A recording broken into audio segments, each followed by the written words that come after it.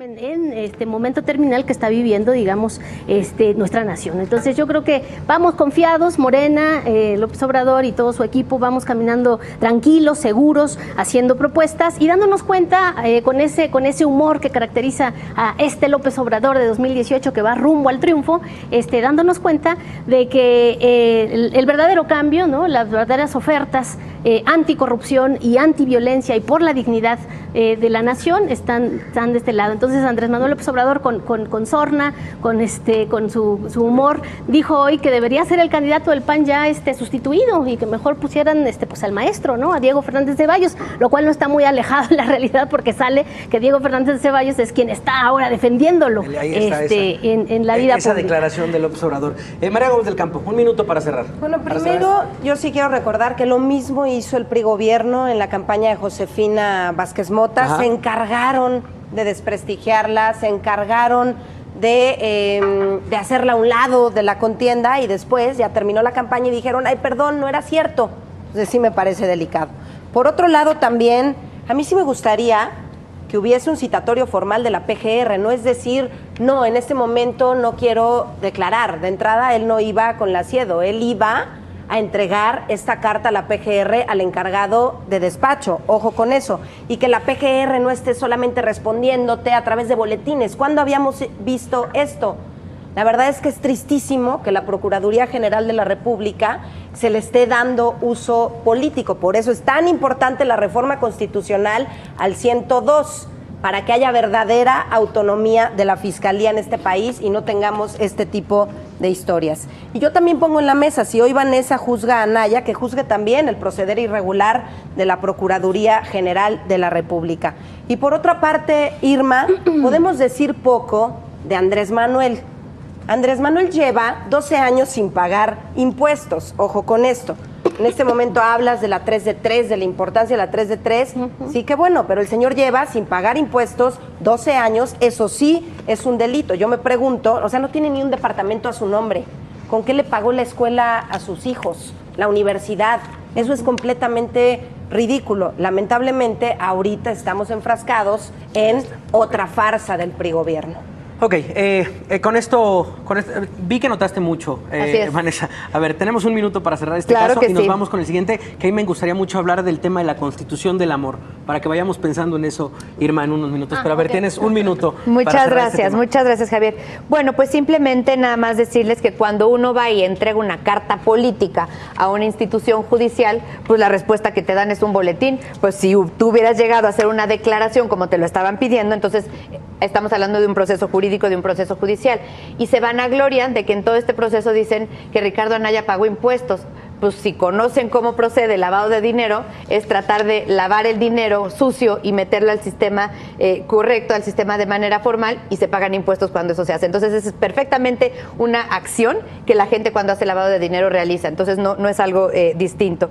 Por el otro lado, también este tema de que cuando la ley no está conmigo, entonces estoy en contra de la ley, pues también es un tanto cuanto ambiguo, y lo que nos demuestra es lo que siempre ha sido Anaya, dos caras. Y por el otro lado, también aquí comentando, pues se habla de un cambio por parte de López Obrador. Yo diría que López Obrador es el mismo. López Obrador no ha cambiado, no se ha rehabilitado, no es nuevo, no es el amoroso. López Obrador es el de Napo, o sea, es el que no quiere las instituciones. ¿Cómo vas a decir que respetas el poder legislativo si quieres a Napoleón Gómez Urrutia y a Néstor ahí? ¿Cómo vas a decir que respetas a la Suprema Corte de Justicia si le dices que están maiciados? ¿Cómo vas a respetar al ejército si le dices que son unos matraqueros? ¿Cómo vas a respetar a los financieros, que por cierto ahorita lo están recibiendo en unas partes del norte del país, cuando les dices que todas sus inversiones puestas en distintos proyectos como los energéticos o como el aeropuerto de la Ciudad de México los vas a cerrar? Entonces no ha cambiado, la gente no cambia, y al final del día el hecho que ahora esté haciendo, como tú dices, estas bromas y trate de ser empático, eso no quiere decir que haya cambiado y que sea nuevo. Así es que pues cuál cambio, ¿no? Irma Heréndira Sandoval, empezó la semana pasada así, pero no lo quería dejar ir. El tema de la constitución moral.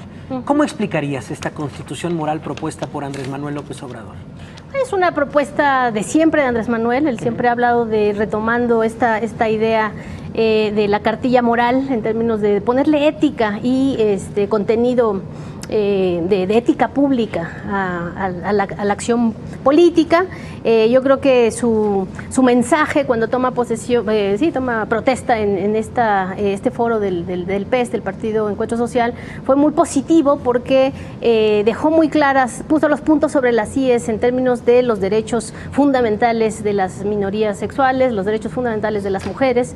En ese sentido también, digamos, eliminó las dudas que se han generado al respecto de esta alianza política, ética y estratégica que está haciendo con diversos actores de diversos signos.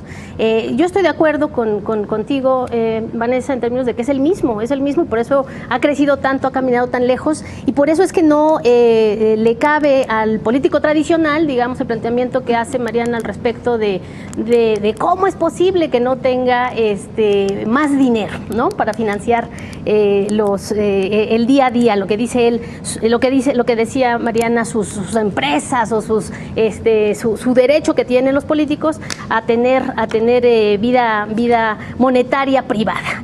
Yo creo que precisamente por eso es que Andrés Manuel es el mismo, pero ha crecido en términos de ganarse esa confianza, porque es el único que ofrece el proyecto ético de la política, y en ese sentido creo que es muy importante pues tener la confianza. El ciudadano lo ha demostrado así, sobre todo los jóvenes y estos otros actores que, como bien dice, siempre dudaban al principio, algunos mismos dirigentes muy destacados del panismo tradicional que dudaban con toda dudaban del proyecto de Andrés Manuel y de su propuesta. Hoy están absolutamente convencidos de que es el mismo, de que esta guerra sucia que él sí enfrentó con toda la fuerza del Estado, él sí no lo destruyó, y que en ese mismo sentido va caminando bien. Creo que este tema, y si quieres entramos ya a lo de, digamos, el de los mineros, ¿no?, Napo, y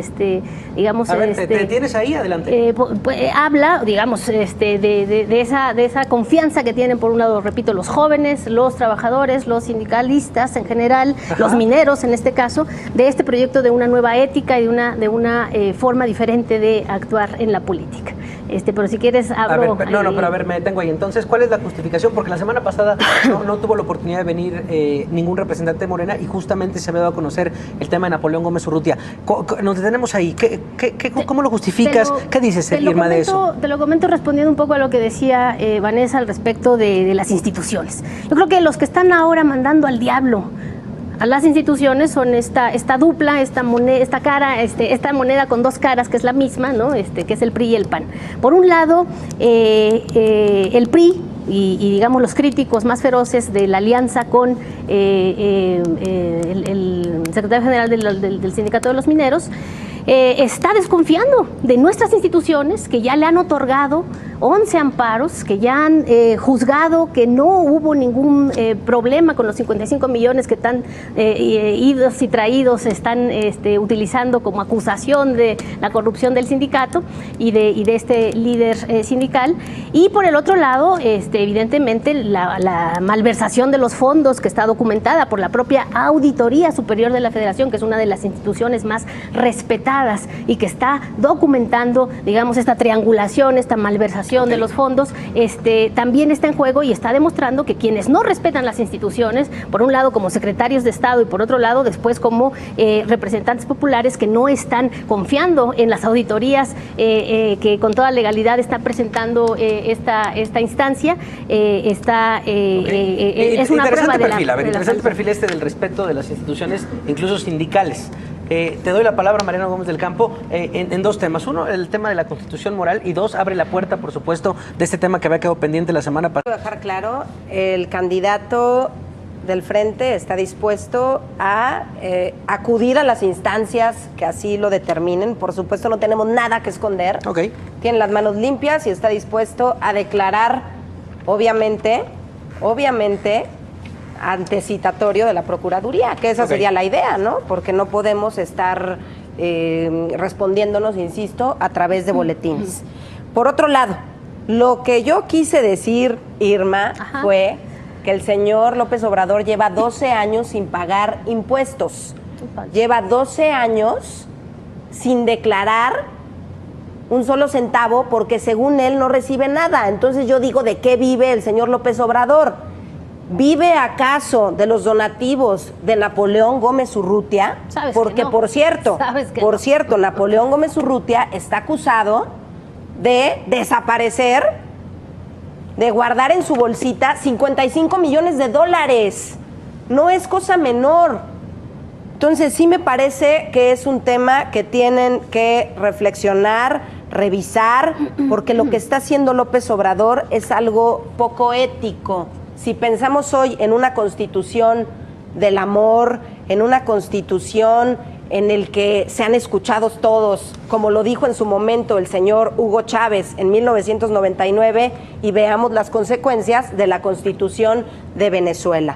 Yo quiero destacar, primero te preguntaría a ti, Irma, ¿es ético tener a Napoleón Gómez Urrutia y haberlo hecho senador por la vía plurinominal? ¿Es ético tener también a Nestora? Lo pongo en la mesa.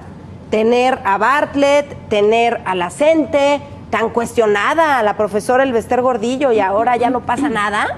Entonces están borrando todo este pasado, todos los cuestionamientos que en su momento hizo el señor López Obrador a estos personajes, porque hoy ya no son tan malos. Y si me hablas de los panistas connotados que se fueron a Morena, perdón, pero se fueron porque les ofrecieron candidaturas por la vía plurinominal.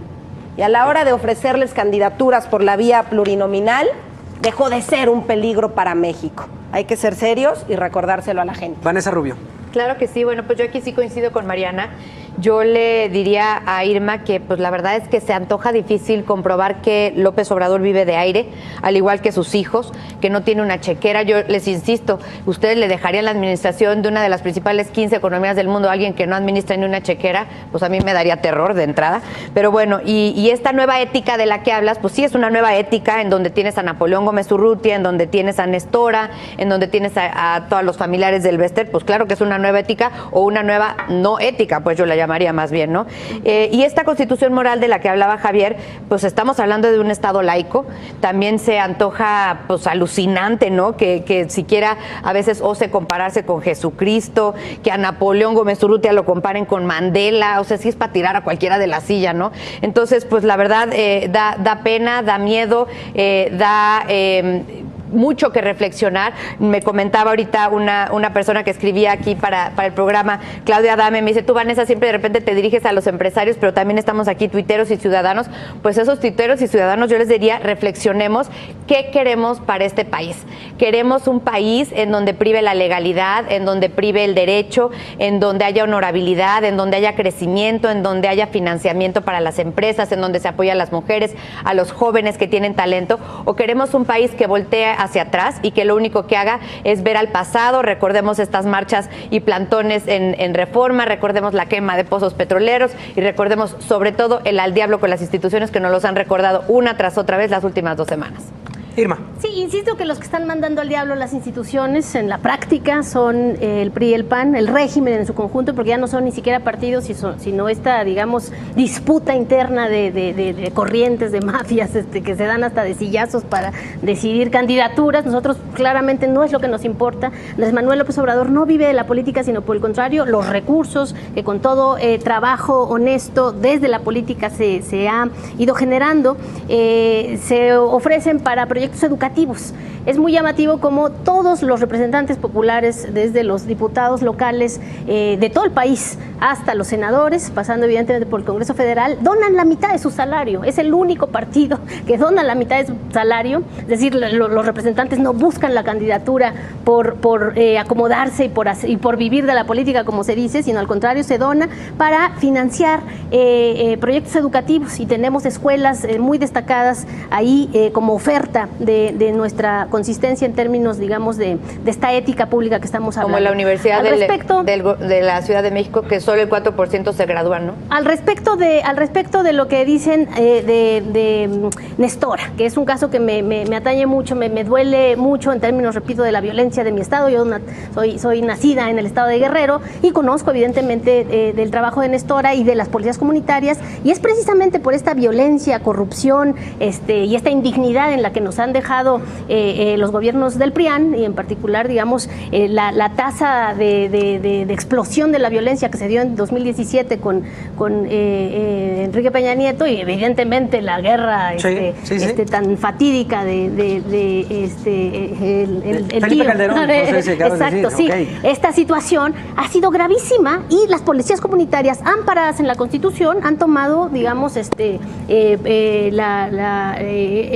desafío de enfrentar a la violencia en estas comunidades indígenas y estas comunidades del sur de la ciudad. Entonces, darle la posibilidad a Nestora de ser senadora por la vía plurinominal me parece un acto de justicia y de consistencia de López Obrador. También el asunto de Napoleón Gómez Urrutia tenemos que moverlo, y yo estoy totalmente de acuerdo en que se tiene que transparentar. Yo he sido de las personas que más ha escrito desde la academia por transparentar los sindicatos.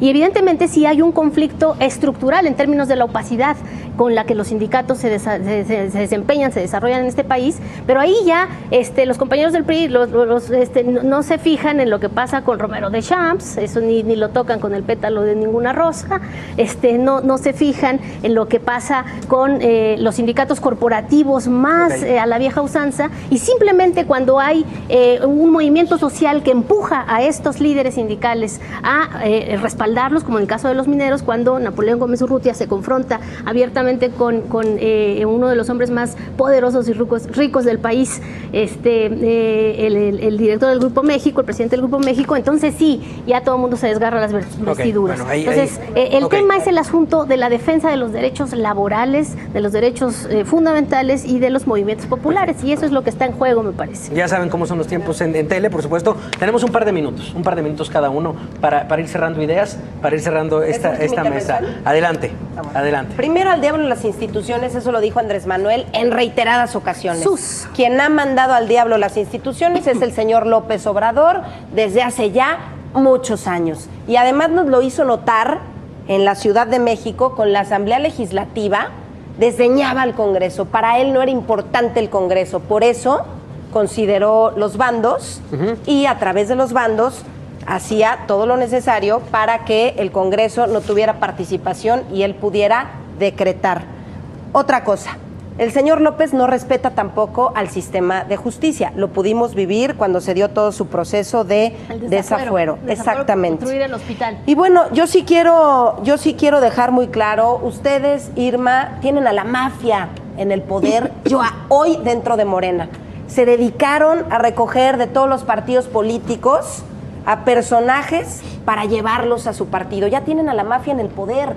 Nombres sobran, ya la lista es enorme. Yo no entiendo cómo la gente de Morena, yo no entiendo cómo todos aquellos, tú lo has dicho ahorita, que pagan, que dan el 50% de su sueldo, lo cual me parece muy delicado para un tema educativo. Valdría la pena que comprobaran que todo ese recurso está yendo al tema educativo, ¿no? Ya se parecen al gobierno federal con todos los desvíos de recursos de la Sede Sol, que lo hace a través de universidades. El tema educativo está sirviendo de pretexto tanto al PRI como a Morena. Hay que hacer algo al respecto porque no se vale.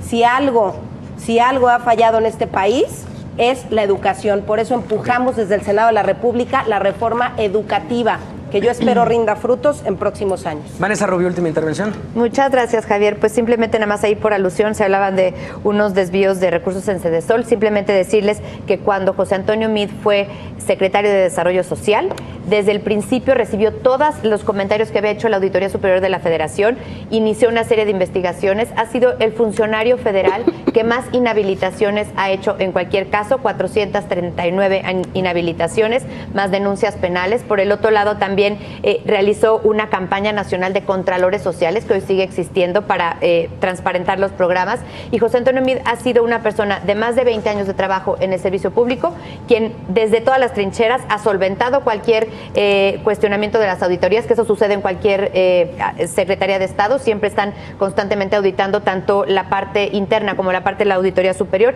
y está absolutamente solventado y absolutamente aclarado. José Antonio Mid es una persona confiable, con experiencia, íntegro, que resuelve problemas y sobre todo que está tratando de dialogar con la sociedad. Quiero ser propositiva porque aquí no se trata también de estar denostando a todo el mundo, se trata de que llevemos a México a ser la capital mundial del talento, porque eso vamos a apoyar a los jóvenes, vamos a apoyar a los innovadores, a los creativos.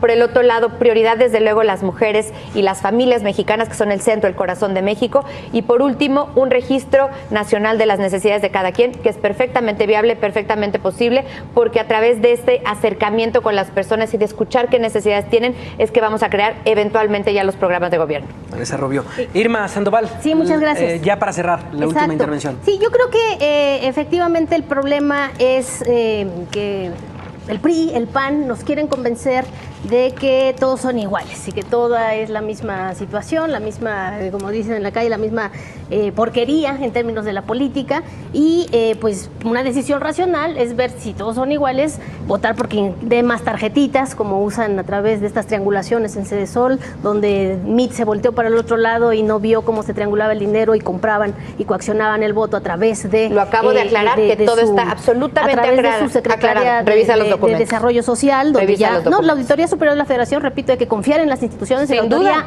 la auditoría nunca concluye. Déjame concluir. No, pero esto sí es por alusión, estás diciendo mentiras muy graves. Ha concluido la Auditoría Superior de la Federación que hubo malversación de fondos en los tiempos de Mid y en los tiempos de Rosario Robles como altos funcionarios del gobierno. Lo que estás diciendo. La Auditoría Superior de la Federación para que presente las denuncias correspondientes. Sin duda. No, pues, hay que hacerlo por eso, hay que hacerlo. Hay que hacer una reforma que la Auditoría Sin duda, y a las pruebas nos remitimos. Yo lo que concluyo es que evidentemente la ciudadanía quiere votar por algo diferente, y eso es Morena. La verdadera opción de esta diferencia de la malversación de la moneda de las dos caras de la corrupción y la violencia, que son el PRI y el PAN, es Morena, es López Obrador, y yo sí creo que hay alternativa, que Andrés Manuel López Obrador, en una visión mucho más moderna, mucho más a futuro en términos de una moderna, ética, como las ligas. Sí, en una ética de principios, está ofreciendo no con esta ridiculez de las necesidades de cada quien. Eso sí es una ridiculez. Vamos cerrando. Entonces, vamos a ponerle contenido a las propuestas. Bueno, pues ahí está. Mariana Gómez del Campo, gracias por estar por acá. Te despides con esas fotografías. Sí, es una pena y hay que dejarlo muy